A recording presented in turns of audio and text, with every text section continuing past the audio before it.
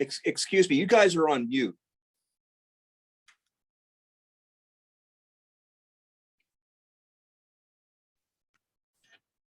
Sorry about that. Thank you. Sorry. We started recording, but it did not unmute us. I apologize.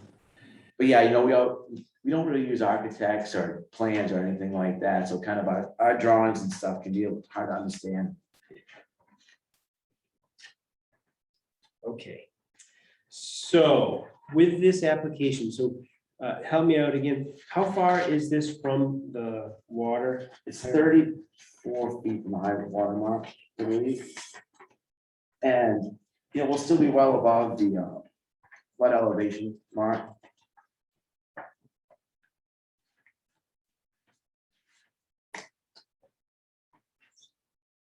And one thing about this project is the Ruby's own, it's 122, and they own 120 next door.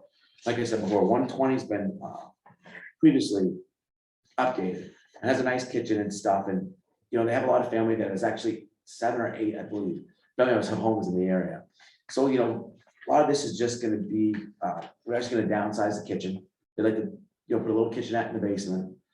Be more like this, have a master bedroom upstairs for them so they can enjoy the view. And then, just reconfigure the layout. We're actually gonna take off the front porch, the steps that are going towards the lake. Oh, really? Yeah. So that goes away. Yeah, that'll go away. So right now it's 35 feet. Okay. And we propose, nothing's gonna change. Okay, gotcha. So I was just so you know, Ryan, I'm looking at the ordinance. I'm just getting back to the the height Yeah, part. And so on our ordinance, page 10, it talks about, let's see, for structures located less than 75 feet from the normal high water mark. The maximum height of any structure may not be greater than 20 feet or the height of the existing structure, whichever is greater. So what you're proposing is to not change that at all. not change at all. Like, we propose we can get a surveyor out there and set a set point, if you guys would like.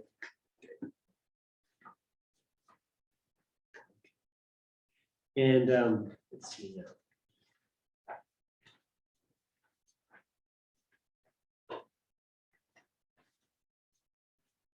And you said that the basement will be all sub-grade, is that correct? Yeah.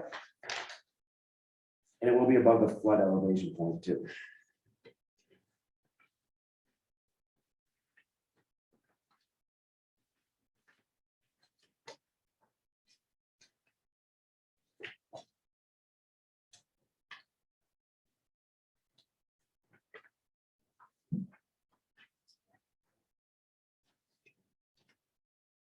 Peter, you said you were reading on page 10. Right. That's the paragraph. Hi, Rich. So I apologize, I didn't specify, but I was on page 10, so C little I. Yeah, okay. Because it was mentioned that this is 33 feet.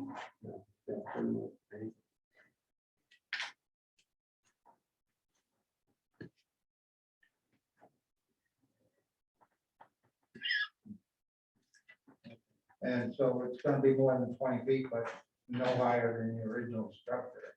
Which is 20. That is correct. Okay. That is correct. I thought I misunderstood you when you were reading this. I thought you were right the way you did say it, but I misinterpreted. Okay. Last meeting, I wasn't there, and I know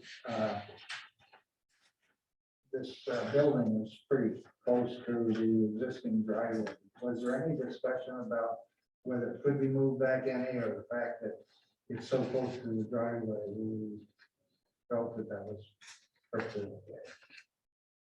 It's pretty close to the driveway. I know. Yeah, we did discuss that. Okay. And I think concluded, if I'm speaking out of turn, please correct me, that there wasn't enough room there to go back, unless you obliterated the driveway. In that picture, too, you can see the driveway behind it. And then Rich, there's the leach field is up behind that, and then wells up there. the site drawing is actually a little deceiving in that regard. The photo shows it. Oh, yeah.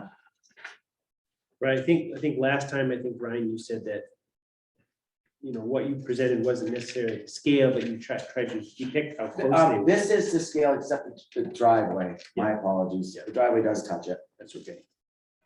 But the pictures tell a lot. Yeah, the new pictures are to scale 100%. That's helpful.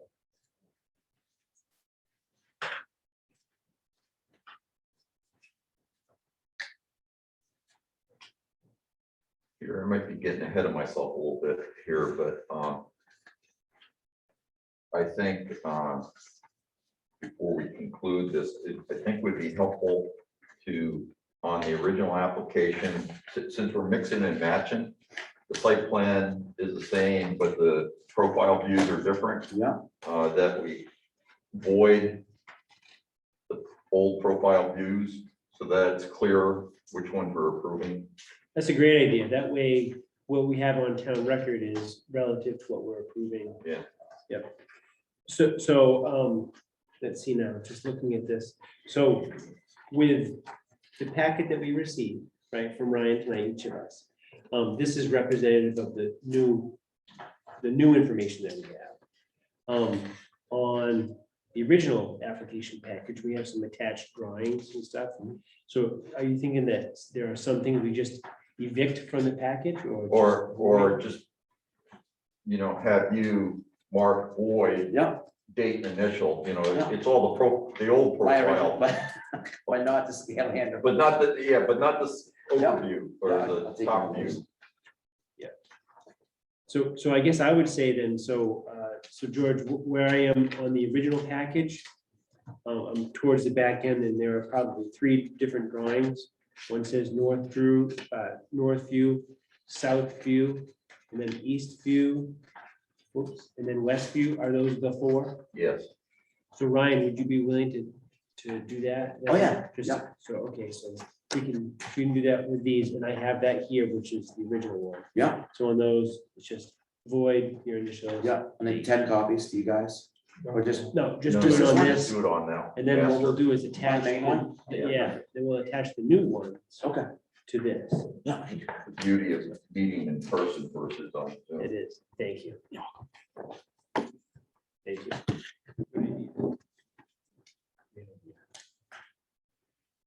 Okay, so while Ryan's doing that with those drawings, what other questions do we have about this particular application? I don't know. Greg, any? I do have one, but I'll wait till I'm done with that.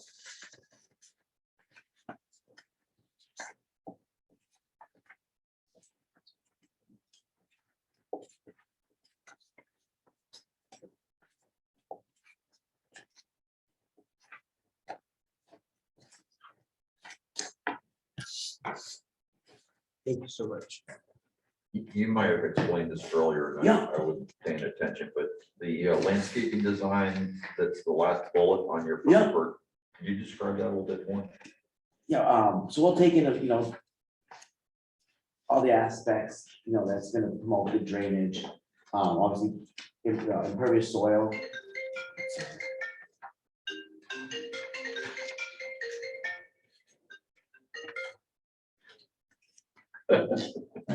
That, we'll use that will drain accordingly and whatnot. And, Is I this know- like a perimeter drain that you're planning on, or no, no surface drainage? yeah, well, I mean, just because all the water runs down there, so we'll take, we'll use a good landscaper to take that into consideration. I know you can only have a 2-foot tall retaining wall, so far into the, in that area as well. Okay. All right, thank I you. guess what I'm trying to say, it's not gonna be a concrete pad, like, it's gonna fit the aesthetics of what's there. Yeah, okay. Thank you.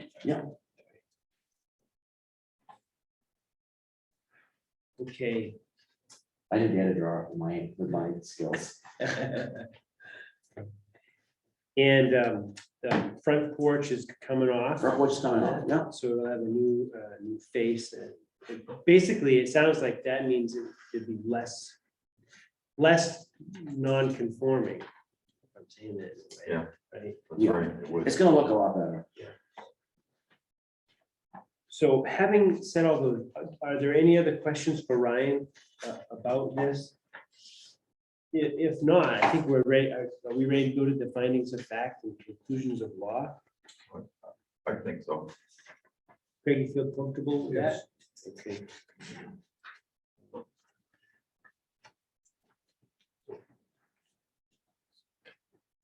Pardon me, there is a bit of handwriting to do with this, so it takes a bit of time. We'll get through it. And for everybody's awareness, we do have the original application here, so whatever it is we decide, we can all sign that. Okay, so the applicant. Since Ryan, you are the approved applicant for John and Janice Yeah. Rooney, we're saying Ryan.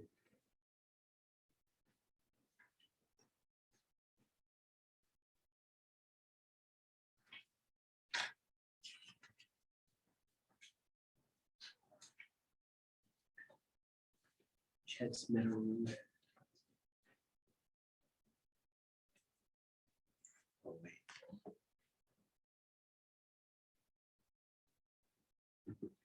Okay.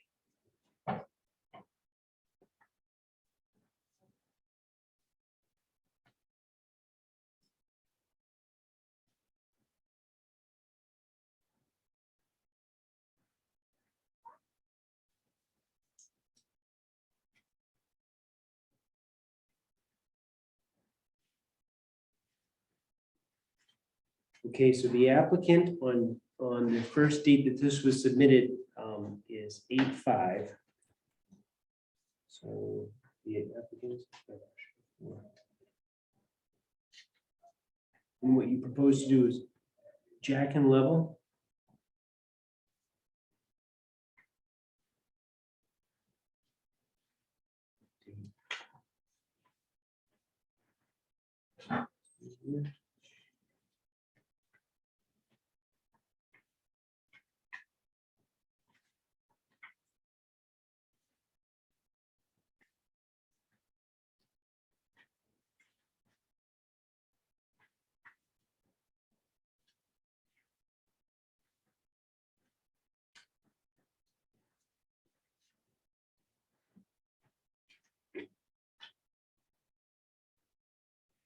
The first time we heard this application was that last time we met, which was that the 7th? Thank you. 10/7.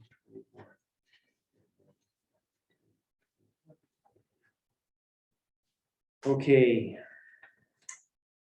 So based upon the application materials, testimony, statements, evidence, documents, and other materials submitted to it in the above findings of fact, the Belgrade Planning Board finds that the project is or is not permitted. We will vote on that after we get through everything. And we're talking about how this section 14, table 1 of the ordinance, and further makes the following conclusions based on the applicable provisions in section 16D of the ordinance. So are we ready to go through this? Okay, 1, that it will maintain safe and healthful conditions. So this is, I'm going to say,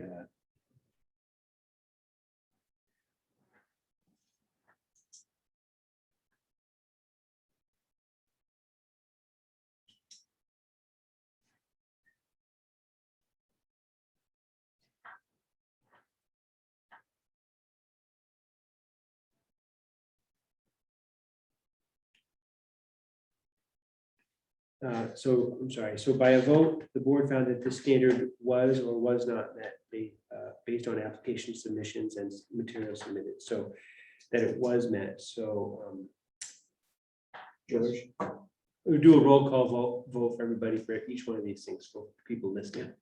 Craig? Yes. And Rich? And I too think that it will, so that would be 4 in favor, none opposed. The next item has to do with that it will not result in water pollution, erosion, or sedimentation to surface waters. George? as long as we retain the stormwater condition of approval. So yes, I see, yes, and so for the record, Yeah. a standard condition is to have there's an erosion control measure that we have. It's called stormwater runoff per DEP BMP. So we have that we can give you. That's a standard condition. Okay.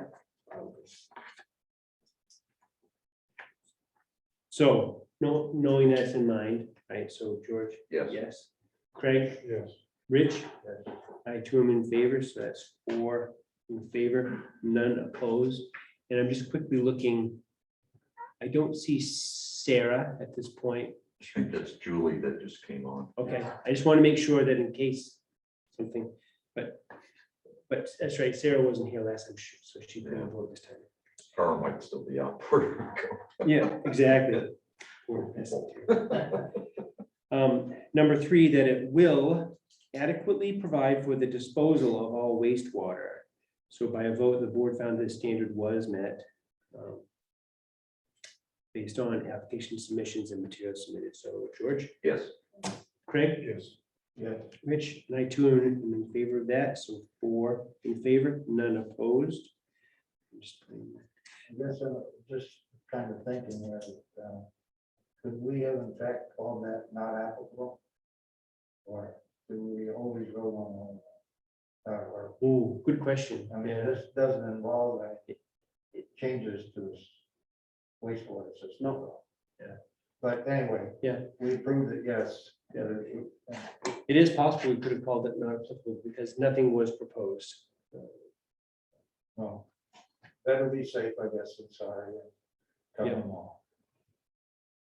Number 4, that it will not have an adverse impact on spawning grounds, fish, aquatic life, bird, or other wildlife habitat. By a vote, the board found this standard was met. So George, yes, Craig, Rich, and I too am in favor. I do 4 in favor, none opposed.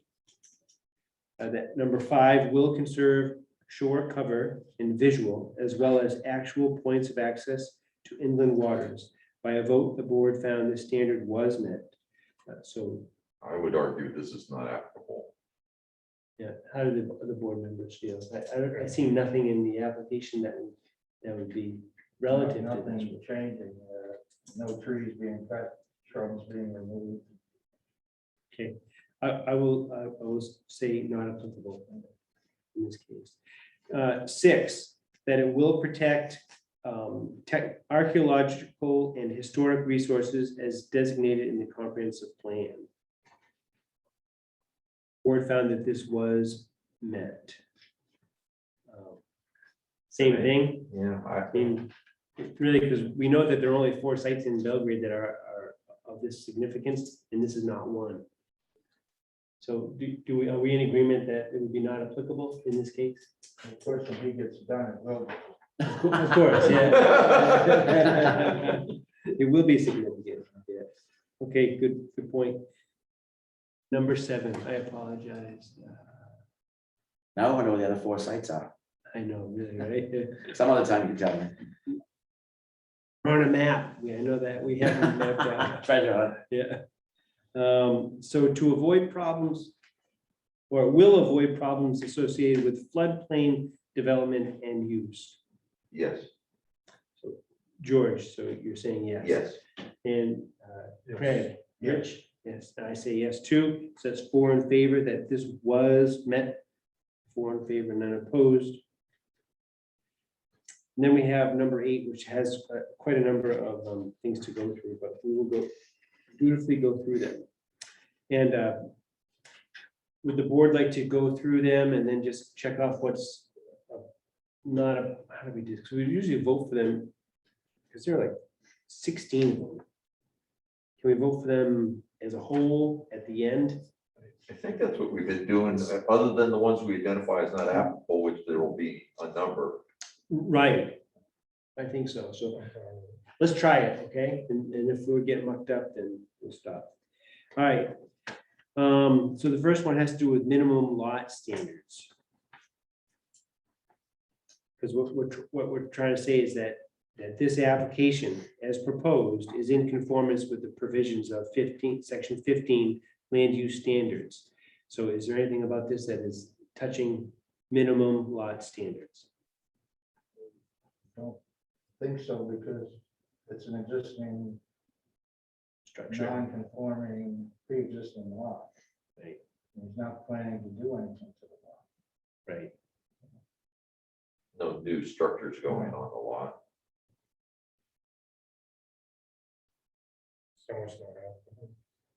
Do you feel comfortable saying not applicable in this? Okay, so let's do that. B is principal and accessory structures. That definitely applies. So what we would oftentimes do is say that, because we can vote on this at the end if there are a handful of them, unless you want to vote on each one. Vote on as a In whole. mass. In mass, okay. So based on application submissions and materials submitted, so we'll keep that one. So C, campgrounds. And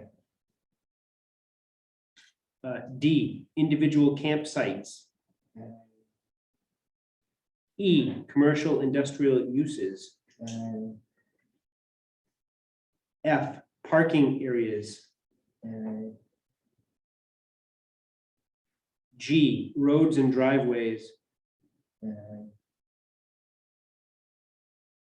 H, signs. I, stormwater runoff. This is applicable. with the condition. That's it by condition. J, septic waste disposal systems. I would say, Two. K, essential services. NA. L, mineral exploration and extraction. and No oil drilling proposed. M, agriculture. and N, timber harvesting and land management roads. O, clearing or removal of vegetation for activities other than timber harvesting. other than the foundation, there's no removal. Nope. I would say, I agree. Okay. P, hazard trees, storm damaged trees, and dead tree removal. Are any being proposed? No. Q, exemptions to clearing and vegetation removal requirements. NA. R, re-vegetation requirements. I don't think that section specifically addresses this, but I would point out that you or ask you, are you planning to revegetate the disturbed area with Yeah. grass or other? If- Probably one of the most beautiful job sites we've worked on in a long time. It's beautiful lawn and stuff, so it'll look better than it, we brought back better than this, probably more landscaping. Okay, so I would say it's applicable then, Yeah. based on what the applicant has said. Yeah. So. S is erosion and sedimentation control measures. That would apply here. Yeah. It's got an erosion plan. Yeah. Yep. Plan. And T, shoreline stabilization. NA. U, soils. It's NA. V, water quality. That's applicable. Stormwater. Yep. W, historical and archaeological sites. NA. And then X, WX. Resource protection, That's NA. because it's not a slope. It's not a steep slope. Okay, so, Two more, and just full alphabet. I know, we're getting all the way through. Peter, can we just go back to just a clarification? Surely, That revegetation requirements, item R, that actually is the standards for revegetation That those are requirements for when you have a violation of the ordinance. Yeah, So I don't know whether, I thought we said it applies, but Oh. it really, that Yeah. section really doesn't apply. I see what you're There's saying. no- Yeah. Hopefully no I violation. think what we were discussing is more covered by the erosion standard. I see. So I will let this person in. So that's really not applicable? Yeah. Okay. Great. Then we have conditions of approval needed to meet required Belgrade shoreline zoning ordinance. So we have a standing one we talked about, which is the manage the stormwater runoff from new or expanded structures in accordance with section 15I of the Belgrade ordinance, and name DEP's best management practice. It's a publication you see, I think, as outlined in the conservation practices for homeowners publication. Such measures are to be put in place prior to building use.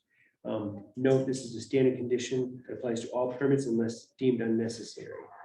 We are saying that it is in this case. Let's see. I'm thinking there's going to be another condition here. Let me just toss it out. Do we have a certified contractor number? No, I don't have that yet. I can get that for you. And I'm currently taking the class to get mine re-up too. Excellent. Chase's labs as well. Okay. But I can get you, we won't be doing the earthwork, but I can get you that number as well. Yeah.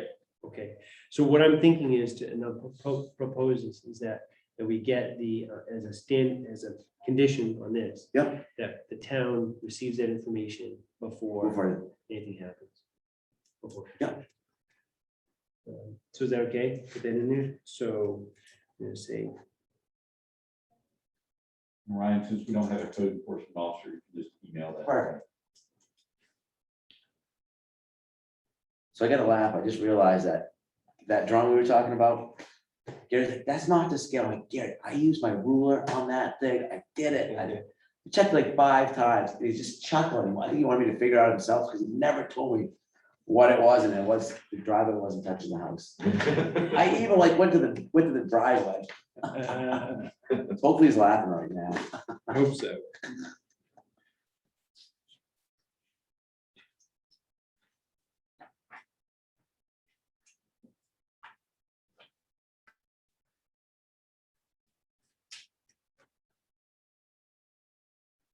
So I wrote it this way: submit certified DEP contractor number to town office prior to start of construction.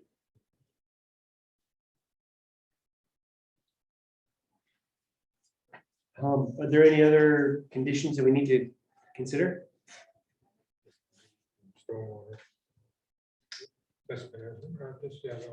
Yep, so we got that one and then this one. So got the stormwater and the DEP. Anything else? So in that case, are we ready to vote? People feel comfortable? Right, so I would entertain a motion on this application for John and Janice Rooney. The applicant is Ryan Eldridge to approve.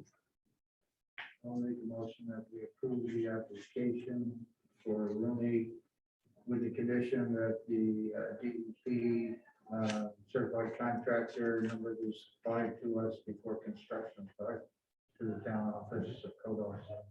And that DEP best management practice for stormwater runoff be adhered to during the work, Thank you. So we have a motion. during and at the conclusion. Okay. We have a motion on the floor, seconded? Seconded, thank you. Any more comments? Ryan, anything for us? No, No, okay. All those in favor, we'll do a roll call vote on this. So George, Yes. Craig, Yes. Rich, Yes. Peter is in favor too, so 4 in favor, none opposed. And so the permit will be mailed. great. Thank you, guys. You're very, very welcome. So I'll get this application right here for the planning board members to sign, Yeah, perfect. as well as the, Now let's just hope the weather holds up. right, Yeah. right, you know. I'll get that number to you probably next week. We don't plan on doing anything for a couple of weeks. We might go over there and just do some interior demo, but we'll get a silt fence up with a erosion control saw. For, so. Ryan, I can't remember, maybe we explained this the first time you were in your first application. The DEP best management practices, we used to hand that out as a Yeah. separate document. Now it's a link comes with your permit Okay, that directs you to where it's available on the online on the town website. It's a summary of Yeah. the larger DEP document. okay, You're probably familiar with that stuff anyway, but perfect. Well, I appreciate it. Alright. Now back to work. I think that's my last planning board of the year. Really? congratulations. Yeah, thank you. I'm pretty, look, I'm pretty excited, Phil. But you learn it every, everyone's different, like. Yeah. Well, you learn every time. And the Zoom, at first I thought the Zoom was gonna be great, but it's gonna be in person, talk to people. I think there's the values of that. Yeah, and like your ability to just make minor changes right here and now versus on Zoom, that it can't happen, and Right. it was kind of frustrating. Well, thank you all, gentlemen. Appreciate it. Thanks, Yep. Ryan. Have a good evening. Talk to you. These dates.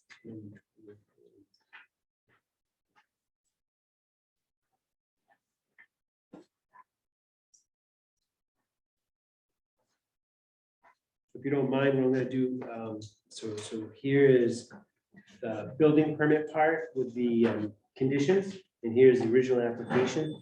So I've signed both.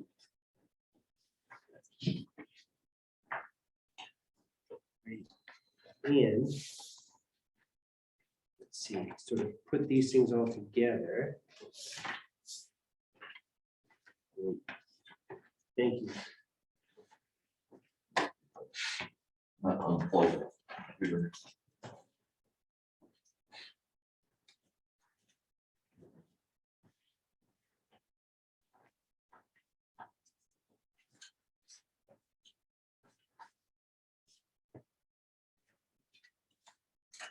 Well, currently, you guys have no pending applications, Really?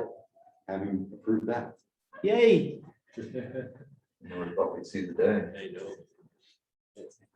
And for some reason, I just don't think it'll last long, but Yeah. thanks, Greg. And we are at the time of year where it might tend to be a little slower than till late winter. Yeah. Although, I can't remember what year it was. There was one year where there was this glut of shoreline zoning applications where everybody waited to the absolute last minute in terms of the weather. And Tyler Evans subdivision, that We're still waiting on him to provide more information. All right, Anthony, let's talk about the proposed subdivision ordinance timeline. Right. So I wrote you guys a memo, but I'll just summarize it here quickly. All of the secret meeting ballot referendum questions for town meeting, which a land use ordinance would be, those must be finalized by January the 19th. And so at our next select board meeting, I'm anticipating that our select board will approve a fixed fee contract with our law firm that will go into effect on January 1. And that's when I would submit this document, 96-page document, to our attorneys for their review. And that contract, that fixed fee contract would cover ordinance reviews. Despite its length, our attorney tells me he will have that done by January the 19th. So what we are recommending, because we do have to have a public hearing no sooner than 30 days in advance of town meeting. So, or excuse me, of the ballots being available. So the ballots will be available on February 18th. Those are the absentee ballots, which means we would have to have a formal public hearing for town meeting and those referendum questions no later than February the 17th. So I know that you guys were interested in having an informational meeting so that people could offer their input, and if there are changes that need to be made to the document, that you'll then have some time to consider that. So what we would recommend is that you have that informational meeting in November. And whether or not you want to just have that on your regular meeting night, or whether you want to have a special meeting for that, I think that's totally up to you guys. So that's sort of the timeline that we have right now. Any changes that we make in the wording, I'd like to submit those to the KV cog planner, just so that we have a planning perspective before we submit it to the attorney. That's really good information. George, do you have something? Well, whenever is appropriate. Sure. So I don't want to put the cart before the horse, but I think November is reasonable, I think, to have an informational meeting so that we could present information to people who would be interested from the town. And if they had something to say and we needed to consider it, then we'd have time to respond to that and still meet these other things that you talked about. But that's my thought. But George, go ahead. Well, I was just thinking ahead a little bit in terms of working the calendar backwards. So January 1st, we have to have something that's ready to go to the attorney. If we're going to accomplish that, meet that deadline, that means we need to, by our second meeting in December, we need to have a draft that's totally complete and that we vote on. And correct me if I'm sorry. No, December 2nd, we need to do that because it has to go to the select board still, right? For them to accept it and for them to, authorize having it go to the attorney and then eventually the public hearing. Do I have that correct? George, I may want to seek some guidance from the select board because I can't recall. I think they prefer, no, they do. They prefer that they see it before it goes to the attorney. Okay, and just be made aware of the changes. So that's how that has typically. I know at the last meeting, they definitely said they wanted to see it again. Yeah, it's true. So if, when are the select board meetings in December? First and third Tuesdays. So same week as you guys, just 2 days early. Yeah. So let's kind of look at this and. So if we met on, and had a final vote on December 2nd, then there would be one select board meeting that they could take that up on. Do I have that correct? That's correct. That meeting would be on the 21st. Yeah. Although if you guys did that on the 2nd, I mean, it's, I'm going to assume that everyone's going to be good with it at that point. We could still put that on because you'll be meeting on the 2nd. The first select board meeting won't be until December the 7th. So we could put it on that December the 7th agenda, which probably makes more sense.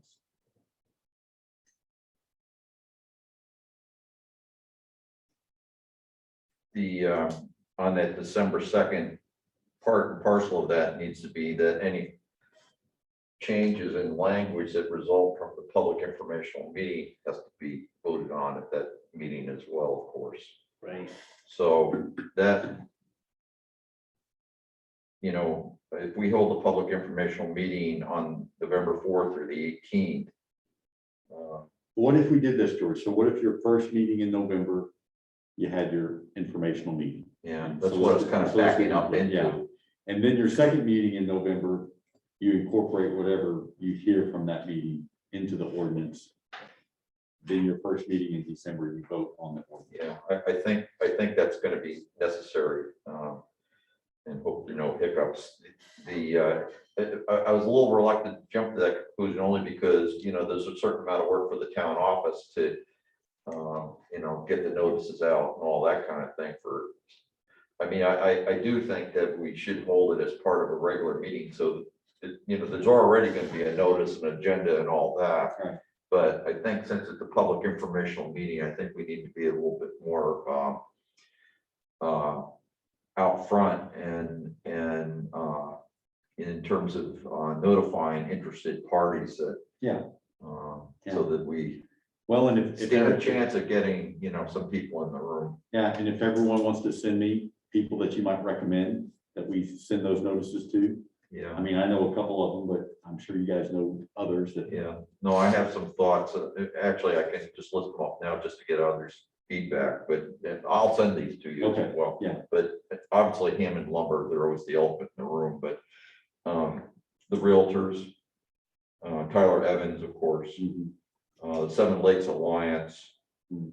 the different lake associations, Belgrade Lakes Business Group.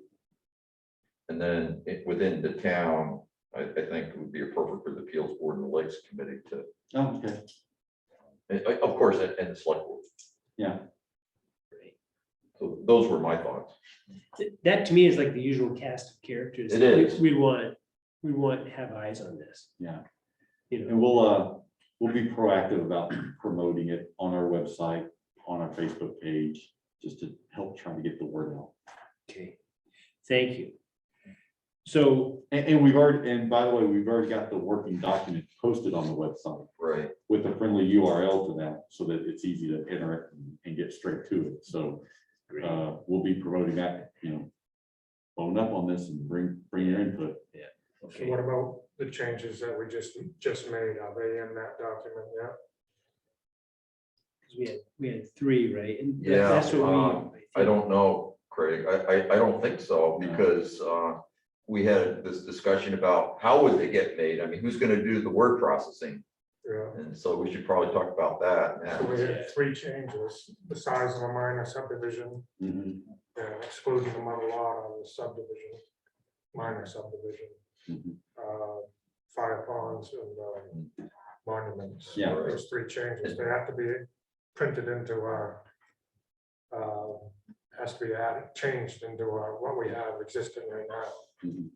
before we can have a public hearing, And- public informational hearing. Yeah, and we did write that up, and I could send that to you. Yeah.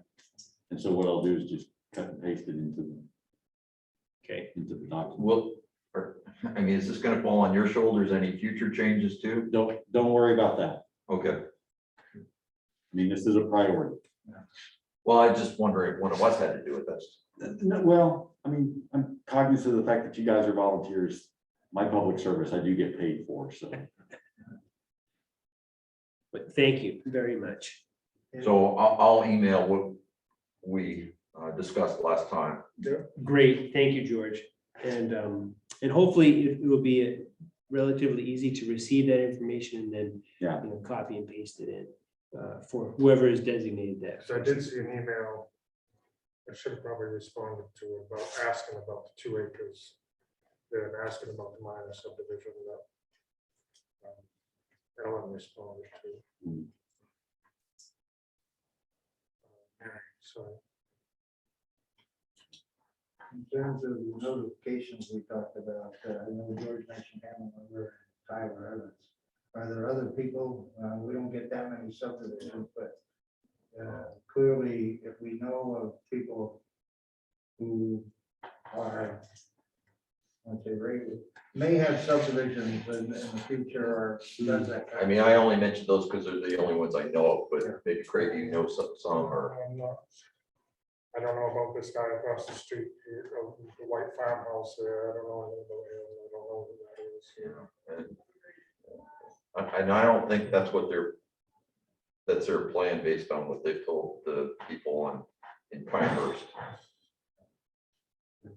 I heard that this was storage of his old cars and stuff like that. Yeah, right. Are those storage units the same guys on the bottom of the hill? In the white farmhouse? Yep. Yes, it is. It's bought in the cuts. And the subdivision across the state highway from the town sand salt shed is now owned by Tyler Evans. Mhm, right. Oh, really? Yeah, and he bought that from Don Hammond. And there may be one, he may be doing another one off the west road. Or at least put it this way, he bought a large parcel of property. I assume that's what his plans are. So I just don't know who the players are. Yeah, I don't know. I mean, I have to rely on, someone who's a contractor like Craig, if you think There's there's. not too many people interested in subdividing, maybe on the minor subdivisions, but not so much Yeah, Yeah. right. So the Kyle good, is the only one I know who's really doing it. the good news is this will be publicized. So if someone does have some interest and we hadn't thought of them, it's not as though, there would be no, opportunity to attend. But we're just trying to be proactive and hit them up if we can. So, And I could probably throw Gagny on that list too. yeah, that's a good Yeah, idea. idea. Yeah, exactly. In So, the Rich, past, not really in recent years, some of the realtors in town were subdividers, like Daryl Day, but that really hasn't been, but they may know if something's afoot. right. Rich, did that answer your question? It did. Okay. So we have the usual cast of characters and the list of people that I think will go to you, I think. So that will help. Then if we could talk about the timeline a little bit, the first meeting in November is November 4th. That's a Thursday, right? Are we saying that we want to have a public informational meeting on that day, which is our planning board meeting day? I think we want it in early November, and if not on that day, another day that week, and that's a difficult week simply because the election is on Yeah. Tuesday. Absolutely. So let me ask you this, do you think that it would be reasonable to have to do the logistics to hold a public informational meeting on the 4th? I do. And, I'm not anticipating a large crowd, so I still think we can have it in this room. Yeah. Which would be helpful to, again, so we can record it, and if anyone wants to watch it afterwards, they have the opportunity to do that. Okay, And then there may be two other items that we would want on that agenda. Okay. So one will be the next item that we talk about is a discussion about the amendments to the commercial development review ordinance. And Joel Greenwood from KB Cog has agreed to attend that meeting, probably virtually, in order to engage in that initial discussion. And then secondly,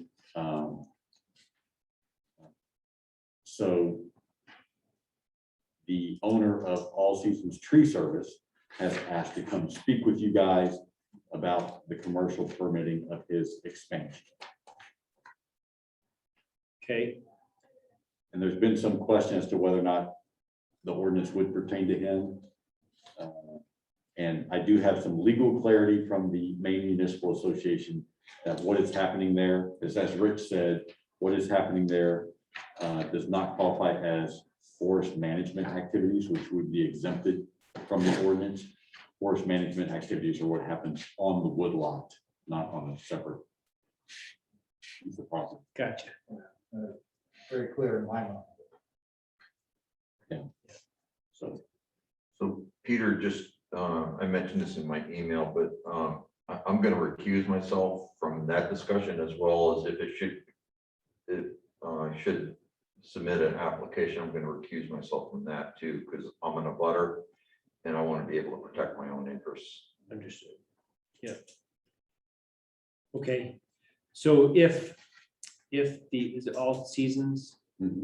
So if they may come on the 4th then, okay. So your participation would go up at 2, but not including the All Seasons discussion on the 4th. Correct. Okay, great, thank you. So on the 4th, it's gonna be a full night for sure, right? But relative to the subdivision ordinance, we would have that informational meeting. So by that, before the 4th, the 3 changes would be submitted to you and through the magic of the. town George will have office. that to me later this evening. Probably.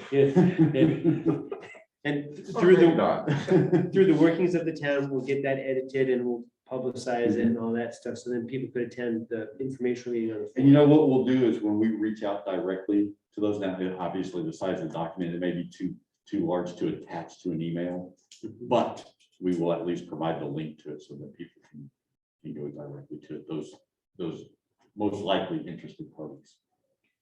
So then for the subdivision ordinance, we would have a chance, if there are other things to edit, we could respond to those things, incorporate whatever, hopefully there'd be minor changes at that point, to do. And then on the 18th, we'd review what those changes are, correct? Yeah. Right? Well, yes, on the 18th, that's right. On the 18th.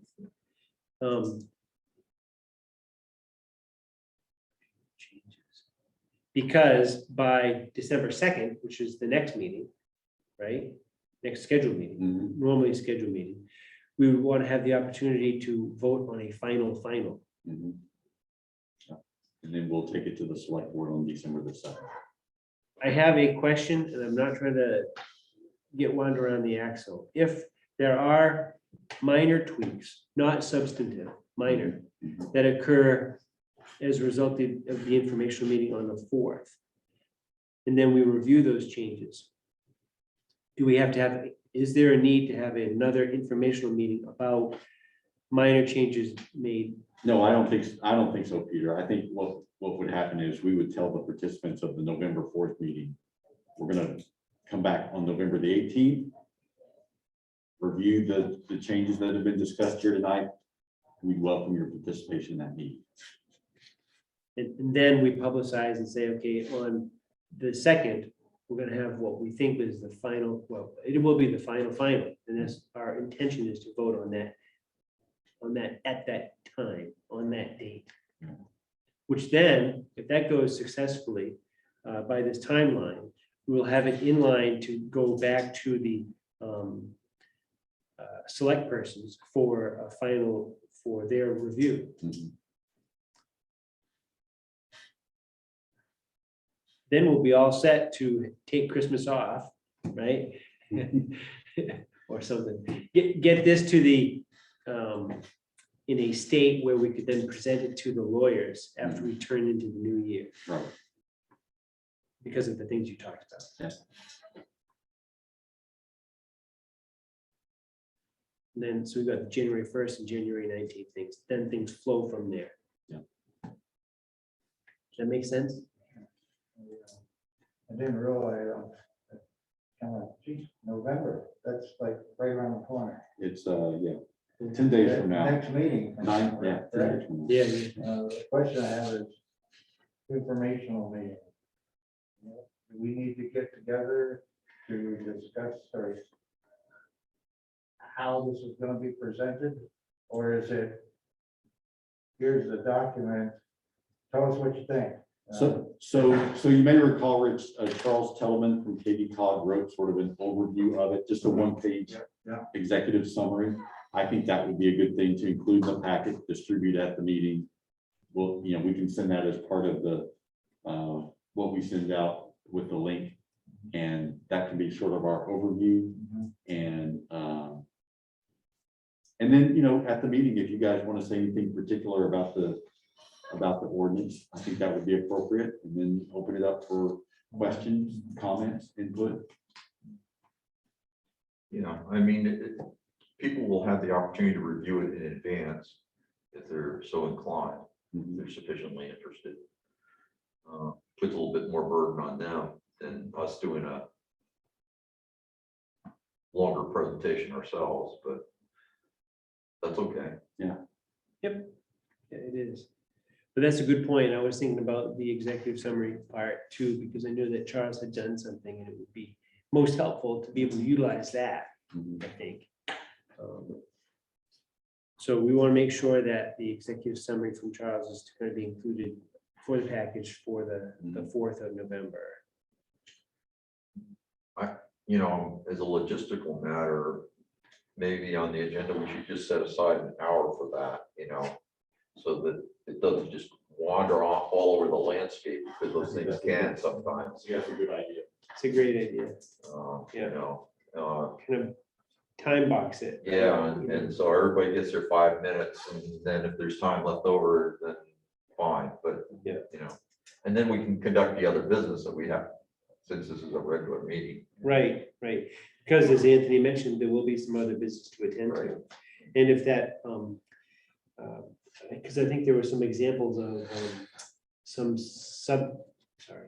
commercial development review ordinance edits to consider, right? This has to do with the solar and, you know, decommissioning and all that kind of stuff. Because if that's gonna be included in the subdivision ordinance, because I'm hearing that the select persons want that also to be ready for a March meeting. So if we're gonna have that ready, then we have to be able to cut and paste and get some stuff into that other ordinance too. Peter, another contingency we should give some thought to is if the attorney finds some problems. So attorney gets that first week of January. The drop dead deadline is January 19th. That our second meeting, we're gonna need to be able to be light on our feet. Yeah. Because if the lawyer finds something wrong after January 1st, we would need to, Might have to, I hate to say this, might have to have a special meeting depending upon how long the legal review takes and if there are changes. I mean, hopefully not, you know, I mean, that's one of the reasons why we, you know, had KB Cog work on this, but right, we've been wallowing around in it too, and so you just never know. so just to lay this out there, so January 19th, right? So that is a Wednesday. Yes. So our first meeting of the new year is on January the 6th.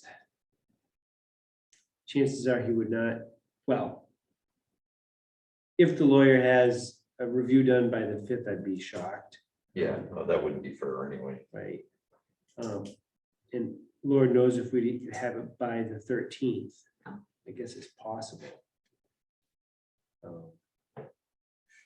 I'm just looking at that as a possibility if he finds something that would be in need of change. Yeah.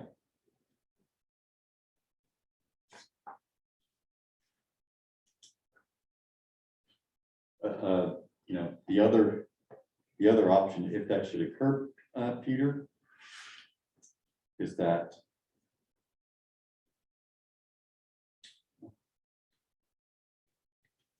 so the select board will be meeting on the 18th.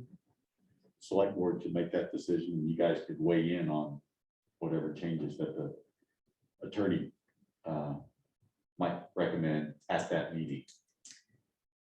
So is it, right, so I'm thinking the same thing. So is it something that we could do collaboratively on the 18th with the select persons if the lawyer finds something that would be, I don't see why not. I don't see why not either. Once you don't mind airing our dirty laundry in a very public forum. Yeah, Discussing fun. how we really screwed up. Well, I'm going to maintain a glimmer of hope that the public thinks you guys did a wonderful job, and so does the attorney. Yeah, I have no reason to think otherwise, other than, you know, things happen. But it's good to think about that, you know, it really is, to think about that option, because if we do have to, you know, be fast and react to something, then that's our opportunities on the 18th. It's really what it's gonna be. Okay, all right. So that's for the subdivision ordinance, and then Anthony talked about the commercial. Yeah, so I did provide in your packets several different templates, not just for solar, but also Joel from KD Cog provided some standards for wind turbines and for telecommunication towers. And so the select board really wants this as part of that March town meeting as well. So time is of the essence. So my suggestion is that that you guys review that as much as you can, or if you want me to take a stab at picking things out of those templates that we could put into the commercial development review ordinance. I mean, one option is there are some solar ordinances there that if we found something we were comfortable with, that we could just simply insert that in its entirety into the commercial development review ordinance. And then we look at the, I mean, frankly, we could take some of the decommissioning language from that and apply it to our wind turbines and our telecommunication towers. Right. Given the short turnaround time is, I was originally approaching this from the perspective of, okay, we want to do a comprehensive job on this. Because, there's nothing in the ordinance now about solar farms at all. Right. The telecommunication towers is kind of probably iffy, even though there is some like standards there. And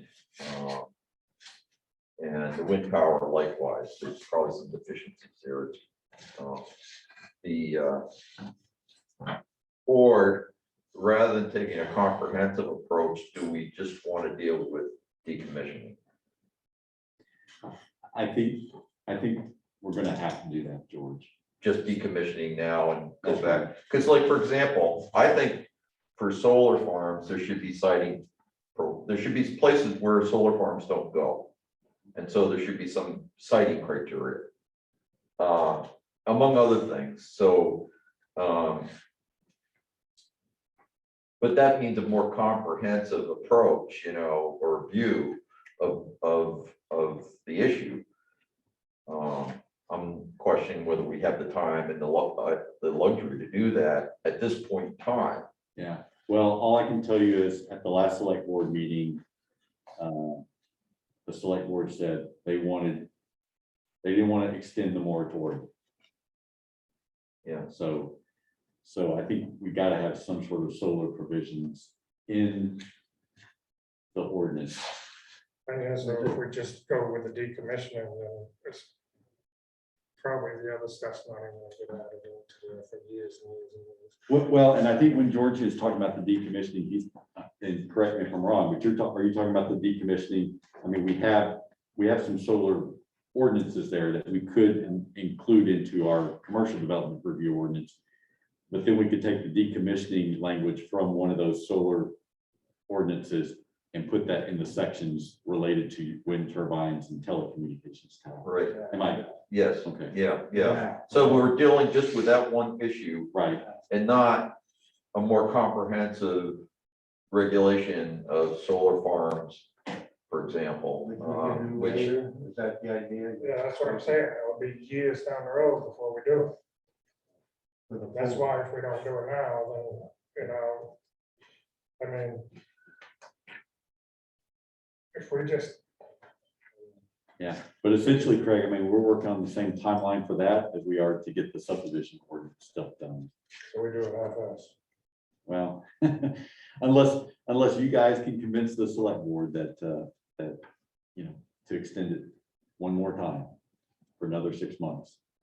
well, I mean, let's think about this for a moment. I mean, I recuse myself from the Steve Bucksbaum's solar farm because we're friends, but what I heard from you guys was that the big issue there was, and the frustration for you as well as for the neighbors, was the lack of decommissioning standards or a requirement.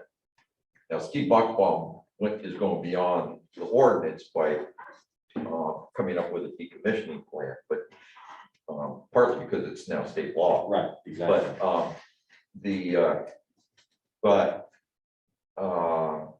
So if that was really the big issue, I mean, we have a smattering of things that, you know, what applies to any other development applies to a solar farm, like the screening, which you know, made an issue out of the vegetative screening, but, you know, augmenting that. But, you know, for example, Augusta's come up with some enhanced, you know, visual screening requirements for the solar farms in Augusta in the future, not the current ones, but in the future. And we wouldn't have an opportunity to, you know, look at that and possibly upgrade it, you know, dealing with issues like that, you know, like, you know, are we gonna allow solar farms on prime farmland? I don't even know if we got prime farmland in Belgrade, but you know, when I drive to Farmington and I see, I'm not bothered by the solar farm on the right-hand side of Route 2 that's all on that marginal pasture land.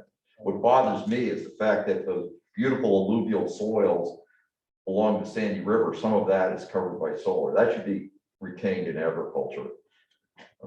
You know, like I said, I think there are places, including like the shoreline zone, some of the areas designated in the comprehensive plan as conservation lands and things of that nature. There just shouldn't be solar farms, or, you know, a lot of other types of development, but certainly for solar farms, which in Belgrade means a lot of deforestation. So, you know, but I think given the timeline, I don't see how we can deal with anything other than The decommissioning. decommissioning. I think For all we're- three I think types we're of- pretty much in agreement on it. Unfortunately, that is the reality of the timeline. You know, the only thing I'd want to add would be, I was just looking at the Reedfield one, and there's a paragraph on page 5 of 10 of there, where they have prohibited locations. And they happen to break up solars into large and medium scale things, and then small scale ones. So I'm on page 5 where it's under large and Right. medium, where they say, you know, prohibited locations. Is there a way we could put in something just like what you just said? To say, these are areas that we think are very important based on the comprehensive plan and other values that we have found. Well, I mean, we certainly could go a little beyond just dealing with I only did decommissioning, but I only gave that as an example, one of, you know, a host of possible other things that if we were to regulate solar farms more comprehensively, that we might want to add, like, for example, there are standards from the Grow Smart Maine Audubon model ordinance to lessen the impact on wildlife habitat and on wildlife, up to and including how the fence is designed, or that is required to surround the solar farm, so that you don't interrupt, you know, migration of smaller mammals, for example, like birds. You know, I mean, there's a host of issues here if we're going to do this properly, Right. but I'm not sure we'll have the opportunity to do it properly. I think, I agree. I think with the timeline given, we do not have the opportunity to do all of it. I mean, we certainly could add a prohibition and along the lines of what you're describing, Peter, and I have some thoughts on that I've actually, I put in writing to Katie Cog back over the summer, but maybe I'd CC'd you on that too,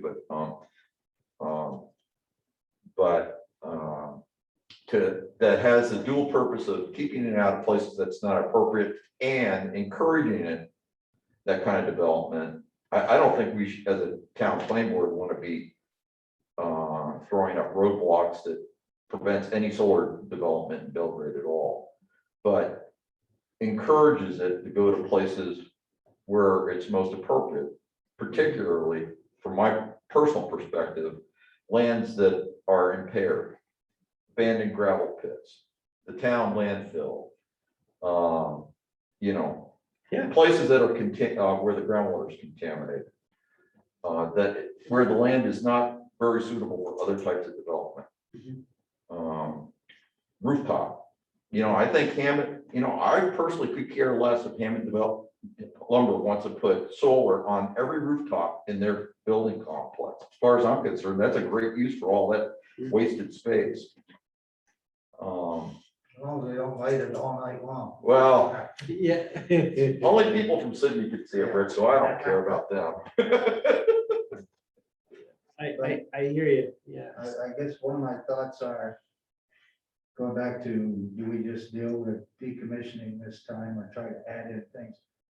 The things like prohibition, I'm not opposed to it, but when you start in a fairly short period of time, throwing in what might be roadblocks to adoption, it seems to me that we need to take care of the decommission, get that in there.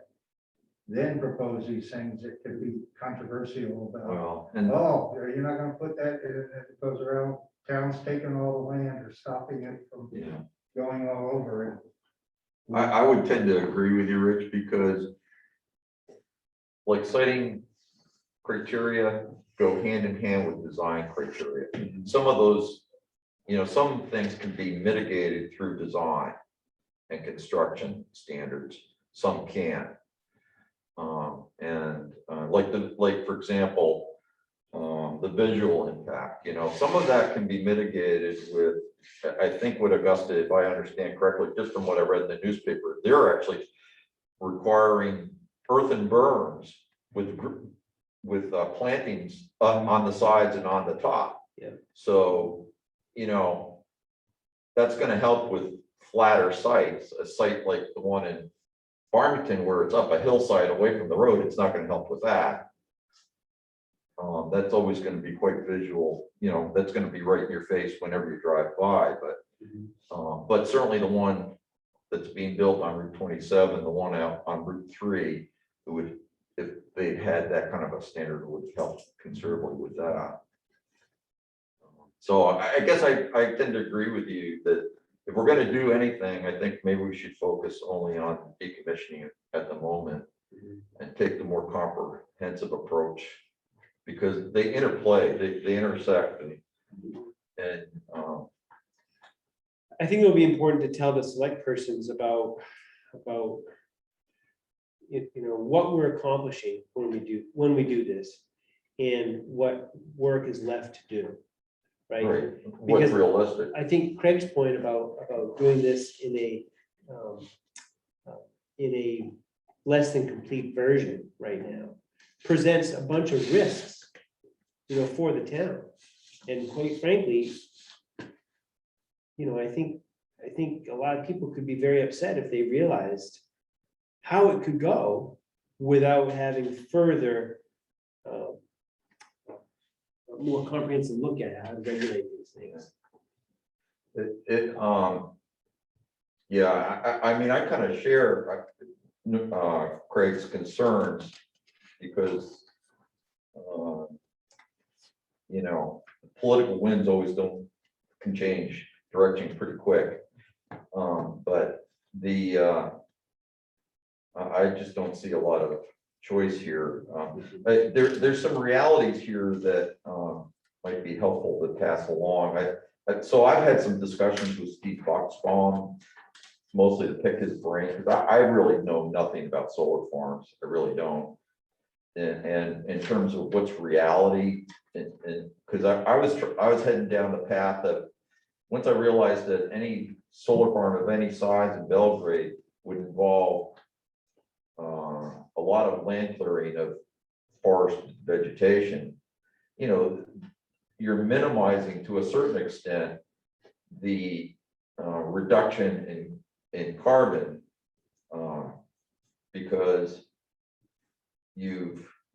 that forest has captured a lot of carbon and was continuing to capture carbon through photosynthesis. And so I was trying to figure out, where's that break even point? Well, it turns out solar farms produce so much power and save so much carbon dioxide emissions that it isn't even close, in terms of the amount that's encapsulated in forest growth. But in the course of that, I learned that really a project much bigger than his in Belgrade's unfeasible for the foreseeable future. And the reason is the grid can't handle it. The grid coming to Belgrade cannot handle a project any bigger than his. And that's not likely to change anytime soon. So there's no way to get a lot of solar power or wind power from Belgrade onto the main portion of the grid system. The limitations of, well, it's just the limitations of the grid system. So, Unless you're on a main road like 27 or 11, which has been built out.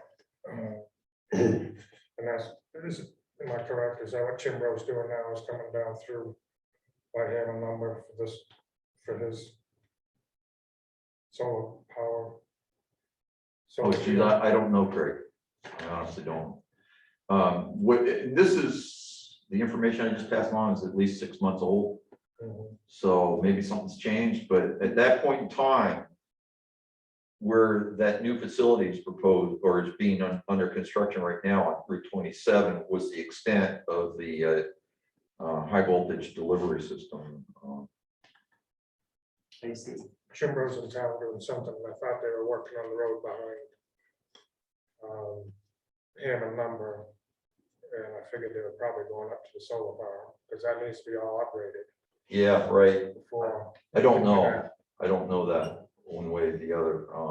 And we still have those fields down on 135 next to the streams. You know, and So I saw Steve last week and he said PUC he still hasn't gotten a contract with PUC. so they're not working on, they're just doing No. upgrades. And then we have the fields just past Grand View on the right that we can't see, but they are overlooking the lake.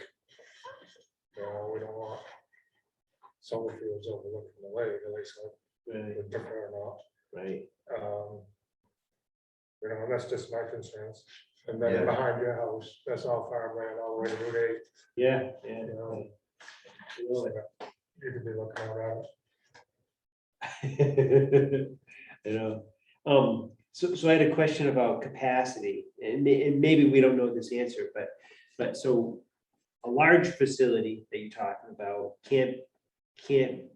is not realistic at this time because the grid can't handle that input of Yeah, one large this is a facility. good way to get the power to the main part of the grid. In my way of thinking, it's like the pipe's too small to receive all Yeah. that it can get, right? So is that also true if you were to say a number of small things? There's I a don't there's a know. cumulative effect. Yeah, I don't know. That's certainly been an issue elsewhere in the state. Yeah. Uh, I But only I asked, don't, like I said, I don't really know much about this at all. I was basically just repeating what Steve told me. and I only asked that to consider odds of what would occur, you know, in the foreseeable future, Yeah, right? I mean, It's hard. like, maybe this is what you were hinting at, Craig, but, you know, Gary had made mention a number of times of being approached by somebody that somewhere off of 811 had talked to him about a possible solar farm, all of which involve, you know, considerable land clearing, but, you know, I don't know any more than what Gary told us. So if the focus right now is decommissioning, and you mentioned that Steve's went above and beyond what's required by the new state law. Not the state law, but what was, since there was no decommissioning required in our ordinance, Okay, he was going beyond our ordinance. okay. I just wondered, could that be the basis of a decommissioning, some decommissioning standards? If the board felt that those Yeah. were adequate. I mean, I didn't really, I approached looking at what you provided, and I really appreciate you putting all that together slightly differently, because hadn't wrapped my head around what the timeline would be, and that, you know, consequently, we would have to really refine the scope, but you know, all I got out of my very cursory review of these is I really liked the KV cog 3 models as a starting point. Recognizing that once I got into it more, I might think that some of them could be tweaked or augmented with pieces from other ordinances, particularly the Audubon one. I originally thought Reedfield would be a good foundation to start with, but the more I read that, as a comprehensive approach, that it's very much tied to their zoning ordinance. And so that doesn't help us.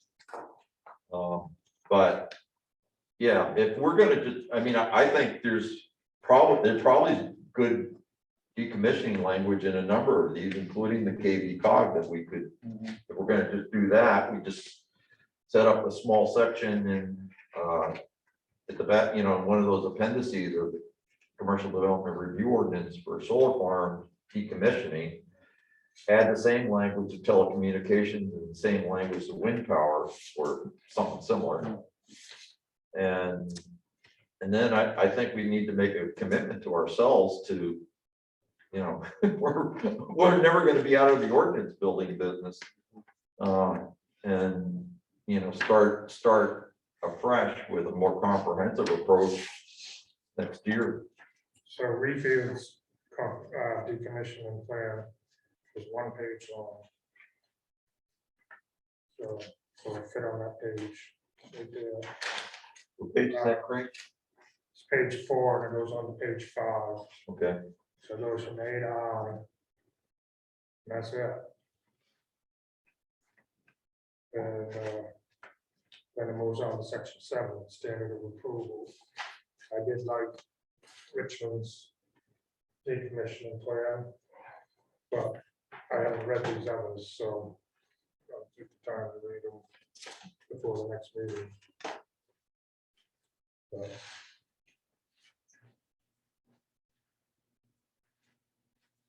have you read Richmond's decommissioning? I haven't, no, all I did, We got that in an email from, oh, which one? is it Richmond? Is that? what- Chelsea. Chelsea. Yeah, I did read that one. I didn't think that was very good myself. I thought it lacked beef. I thought it kind of backed up.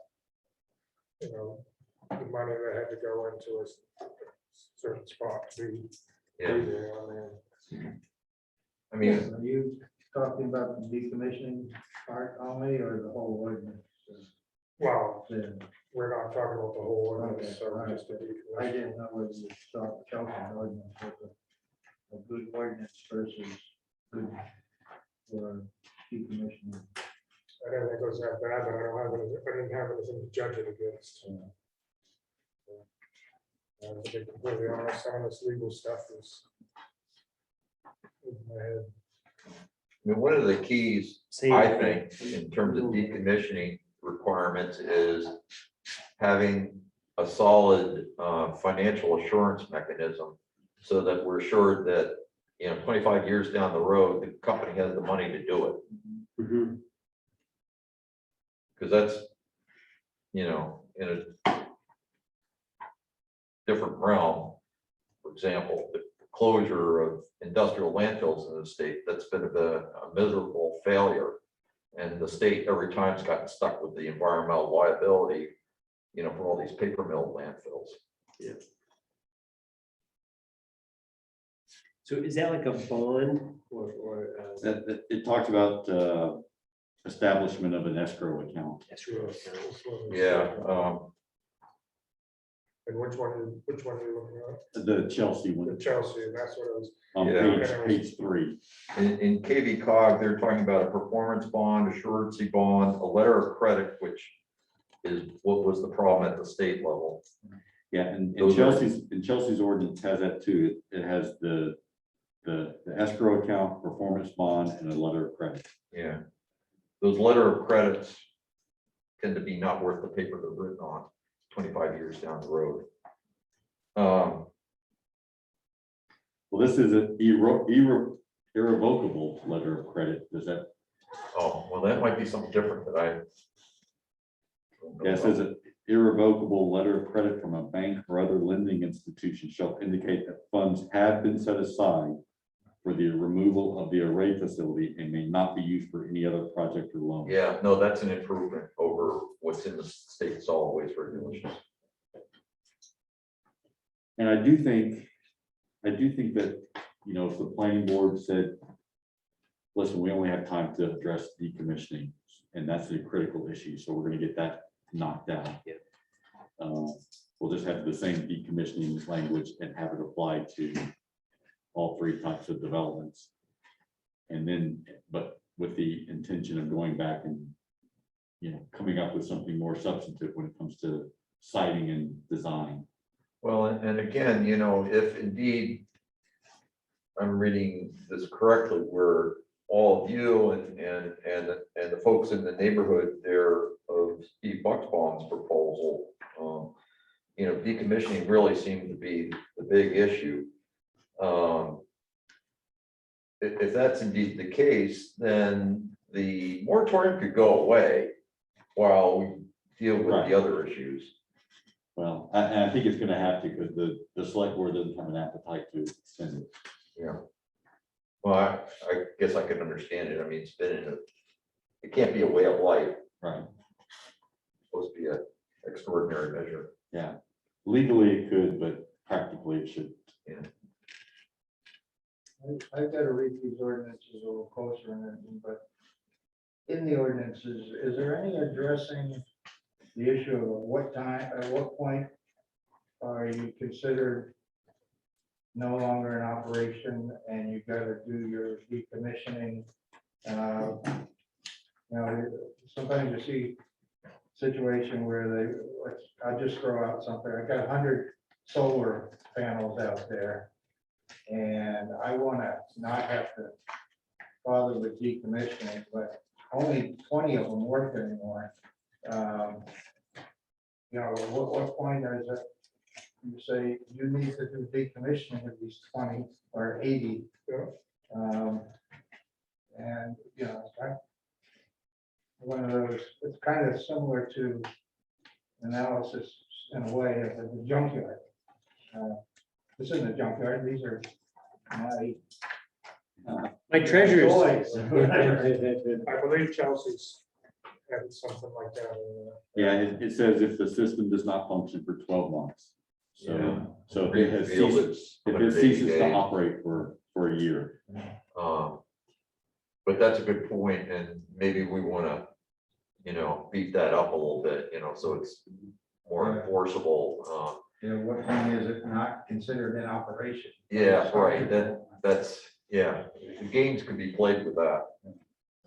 Well, I can say that in the model wind energy facility ordinance that KV cog presented to us, I'm on page 33 of that, it's appendix C. They say a description of the trigger for implementing the decommissioning plan. There is a rebuttable presumption that decommissioning is required if no electricity is generated for a continuous 12 months. So there is, however you want to look at that, whether you like it or not, Yeah, like that language or not, there is, that's drawing a line in the sand. yeah, it is. It's a thing. I don't know enough about solar, but you know, a solar panel will generate electricity even if you're not selling it. So, you know, we might want to look at sale, but I think that's a good question for KV cog. Doesn't Chelsea say sale? I did not see that. But I was just scanning. But that's something that we could add. Sure. So some really good things to think about going forward. For the immediate time that we have, which is not much, do we want to just try and, are we in agreement that we want to go for the decommissioning part, I guess. even though it's ugly, you know, it's a thing. Yeah, because what he said kind of makes a little bit of sense with the infrastructure not being able to handle a whole lot. Yeah. And I think it'll be important to support that notion by also telling the select persons what's at risk by only doing this part, right? By only doing this part, it's not a comprehensive look at solar power, right? We're putting in the thing that was probably the biggest rub at this last one, the decommissioning part. Well, it's the decommissioning and the visual. Right, Because of the big rub with the last one. right, From the and butters was really happy with it. And totally agree. So that's the thing that's at risk because of the time frame that we have, we're not going at that other rub for one thing. And we're not looking at site development things or the other things you brought up, George. So there are other things that are at risk by not doing it. So they have to know that. Well, I should say, I think they should know that and be aware. Yeah, no, I agree. I mean, They may be a little upset with us, but I think, we should lay the cards on the table. Hey, they can come join the party if they want. It's open. Open party. Yeah, in the ordinance that KV cog gave us for solar, has the same language about decommissioning. If no electricity is generated for a continuous period of 12 months, so it's the same. So generated is a loose word, Yeah, it is. because they can just sit there and generate electricity and not. Not use use. it. Yeah. So sale, I think, is a strong word. Mm. Yeah, it's more definitive because it's, Then you're still in business. Right. You're selling it. right. Right. And they're not just sitting there, I mean, they can claim that they're generating electricity for like 30, 40 years and they're sitting there. Mhm. Mhm. But if they're not selling electricity, which they were approved to do. Mhm. then Yeah, they it's a should- commercial application. Yeah. Right. Generate the electricity from the lights on the facility at night. Yeah. We ain't no generating. I can generate all year. All right, so to do that part, I will take some more time to look through these ordinances about the decommissioning language in particular, focus on that, and then do we all each want to do that, and then sort of through email, get back to Anthony about something that we propose, or how do we want to do that? Well, you were suggesting, Joel, Joel has committed to being here at the November meeting, and so, but I do think it'd be helpful to say, here are the things that we like. Yeah. What do you suggest? How do we incorporate this into it? And it may end up being fairly easy to do if it's, you look at the ordinances that he's already provided and say, we feel comfortable with this, maybe with a few tweaks like Craig just suggested. And that would be pretty easy to do. Okay. So, But in the meantime, what I'm gonna do tomorrow is I'm gonna write an email to the select board. And I'll CC all of you, just letting them know that you're gonna focus solely on decommissioning, because that's the most important issue at play right now. With the understanding that there's still, you guys still wanna and get past the moratorium, but you guys still wanna address issues of siting and design. That are, well, in a lot of ways, probably in keeping with the comprehensive plan. and what we're seeing, coming down the pike, because other From other communities are Yeah. Yeah. starting to tackle that a little bit more. Yeah. And so that'll be their first heads up that this is the approach. Okay. So our next meeting on the 4th, So we'll do informational meeting from 6 to 7, yep, 1 hour. and then we'll do Joel from KV cog, and then we'll talk to All Seasons Tree Service. And I think what All Seasons is looking for is some direction about, okay, what is it that you're looking for? What is it that you need? I think he's a little intimidated by the process. I've tried to assure him that we will help him, and that the Lady of the Lakes did it all by herself, and he can too. I mean, it's not a terribly complex development that he's got going on. And one thing, I don't know, it was your memo or whatever, somewhere along the line, I read where one of his thoughts was, I'll do what's right, I want to follow the rules and stuff. But I think it said something, but if you think I'm gonna plant a whole buffer or something out in front of me, you can forget it, or something of that nature. And if he's cleared out in front, I'm not saying he's got to plant a buffer or in front of his house, Mhm. but if he's cleared area in front of where all this activity was happening, I would think that the clearing standards or buffering standards would apply. So I was somewhat concerned when I saw where, and I can't remember where, so that may even be misreading. But No, I think you're correct about that, Rich. And I don't think that he did something just sort of thumbing his nose at the town. It was just one of those instances where someone starts doing something because it's their property and they don't realize that there are still some rules involved with that. Well, and he's expanded the operation considerably in the last year. Yeah. From when he first started to, because I live right down the street and I walk my dog by there all the time. Just a couple things for you to be aware of. There's a couple of 250-gallon petroleum tanks there that he fuels his equipment with. I don't know if they're both diesel or one's diesel, one's gas. So, and it's right along 27. It may or may not be within 300 feet of Maryland Bickford's well across the street. It's nowhere close to our well, but and the other thing just to be aware of is that occasionally, for whatever reason, I don't know, he parks equipment and employee cars on 27, along 27 periodically, and I don't know what the hell's that's all about, but that does happen. I would have thought with his expanded clearing, he would have had enough room for all, but it seems like every couple of weeks he's got a new piece of equipment. Yeah, you could expand. Okay. So we'll have three things to do on November 4th. Yeah. So. And just so you guys know, on November 3rd, Peter is going to be part of an interview panel. We're going to be interviewing a couple of code enforcement officer candidates. One of them currently works 20 hours a week as a code enforcement officer in another community. And the town manager there and I have been in discussions about the possibility of teaming to have a full-time position with benefits that would be more attractive and lend some stability both to our communities and to that officer. So what time is that?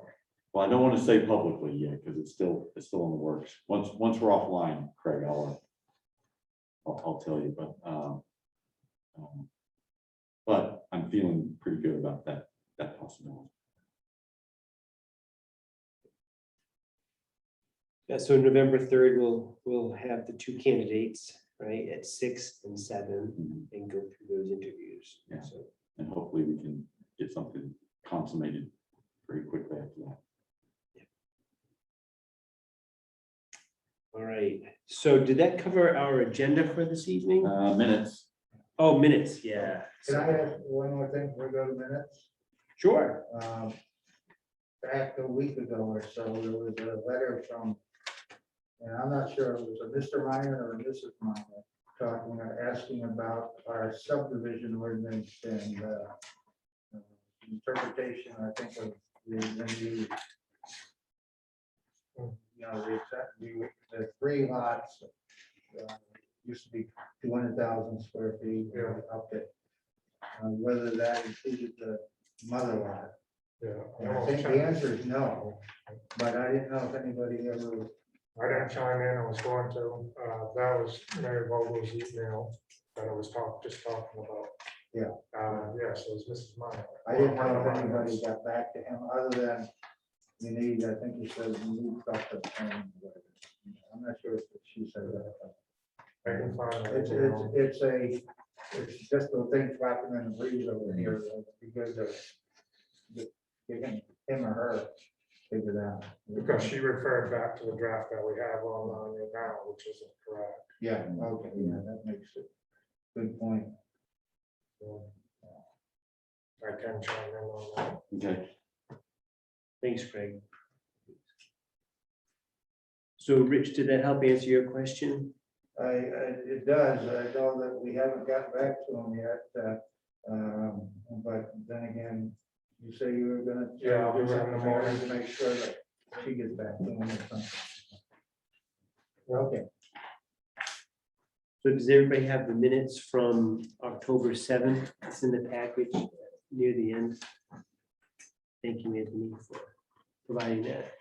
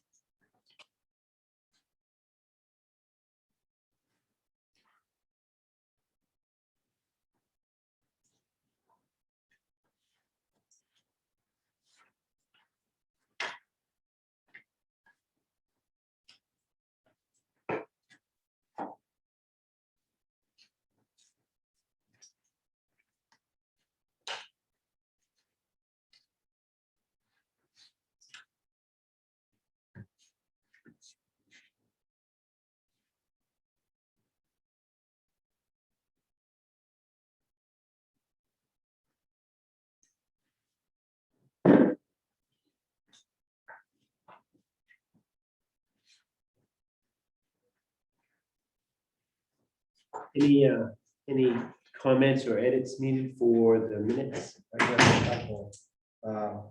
It says I was there, but I wasn't. I think that must be Peter Sargent. I emailed Julie on that one already. I was not at that meeting. And then there's a couple of typo type things, small b paragraph commercial. I don't know if it's abbreviation for application or just a misspelling. but Yeah. Fiction.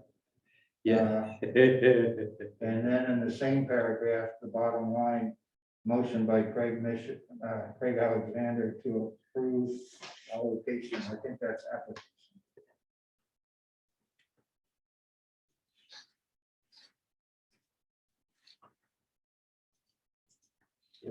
And you did get Adam Peter Sargent's name, right? Right, we need to do that up in the present part, and so strike Rich and add Pete, Peter Sargent. Yeah, exactly.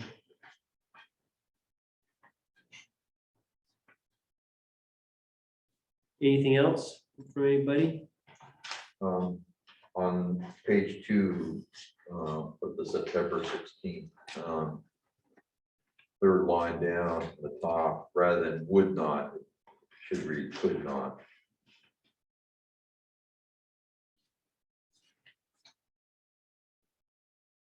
And Wait, I'm sorry. and then under the, on the last line of C, Rich volunteered to compose a memo to the legal staff, MMA, rather than of advice for advice. See where, I'm sorry, are Are we you, on a different date? you're on October 7th, are we on October 7th? Oh, October 7th? Yes. I'm on September 16th. Ah, That could be the okay. problem now. All right.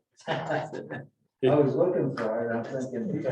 I'm not page finding 2 it. Doesn't have that language on it, and I don't see it there. So I do have a few things for the October 7th, Okay, thank you. 2021 even. Yeah. So the second page, little b, there were a number of things that we discussed. And I think after the first sentence, maybe something like a number of outstanding issues were discussed should be added. And then it goes on, what is the deadline? Would like a public informational meeting and, so select board, I think was intended to be, the select board would like a public informational meeting to discuss that. Okay.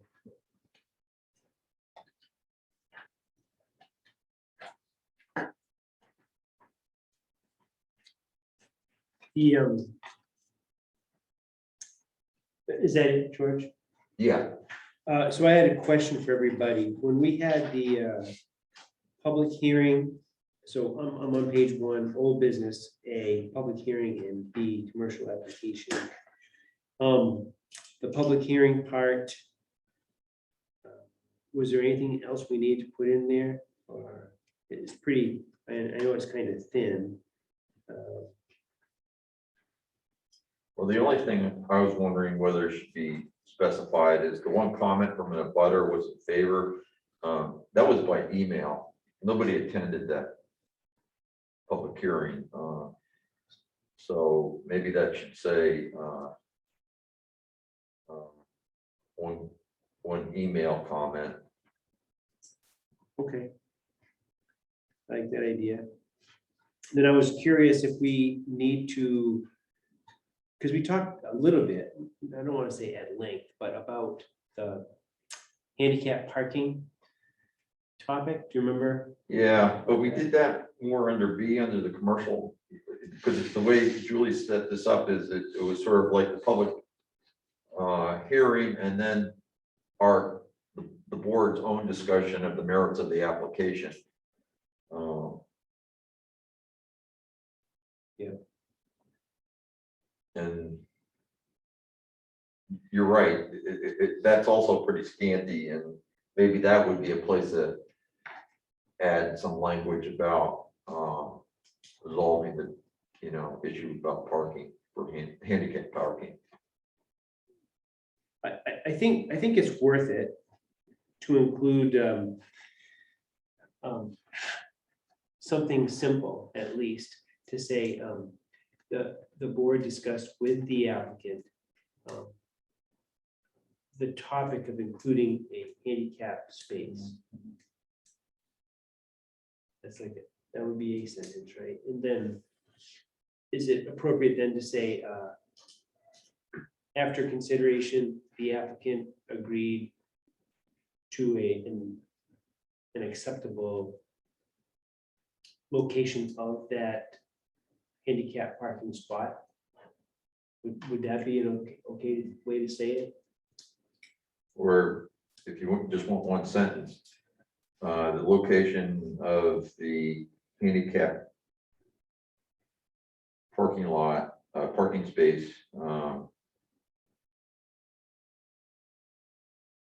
let's see,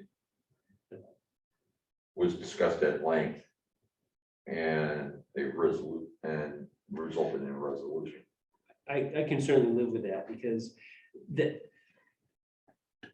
that was the outcome, and I just wanted to have something substantive in the meeting minutes that reflected the length of the discussion. And it wasn't a sticky point, but it was one of those things that we put some effort into it. So. Yeah. Well, that was sort of the last sticking point. Yeah, exactly. And I think we all weighed in on it, so it's a good thing to have in there. So by including that sentence, thank you, George, for that. In B would be good. And the only other thing that I had was under 1A, under present, we include the second line there. It starts off with George and ends with Kate. So I just propose to use the spelling of her name to be consistent with how it is elsewhere in the meeting minutes. So, for example, using the spelling in 1A for Kate, Kate, and use that the same up in the present. Because I don't remember how to spell it correctly, but just as long as we're consistent, I think is important. Make sense? Okay, anything else? No. So we have some proposed edits to the minutes. I'd entertain a motion on that. Oh, that's right, you weren't there. That's I'll right. make a motion to approve the minutes of October 7th as amended. Okay, thank you. And second, any more discussion? We three are the only can vote on it. So, no, so George, Yes. Craig, Yes. and I am in favor, so the meeting minutes are approved as amended. Any other town business we need to discuss tonight? I know we've gone through a lot. I don't have the September 16th meeting minutes. Oh, September 16th. I don't. I don't have. So we'll have to tackle those another time. Is that maybe final? I thought those were, I think those were previously approved. I think they were too. Yeah. Oh, okay. Okay, well, then the typos don't matter. We live on. Anything else? At least you guys have a legacy. Yeah, exactly. Anything else for us to discuss or to be aware of? Peter, you don't have to go home, but you can't stay here. Well, I'm getting ready to not be here then, so. All right, let's call it a wrap. Hey, it's only 7:55. Yeah. Excellent. Not bad, not bad. Thank you all. Recent records. Yeah, exactly.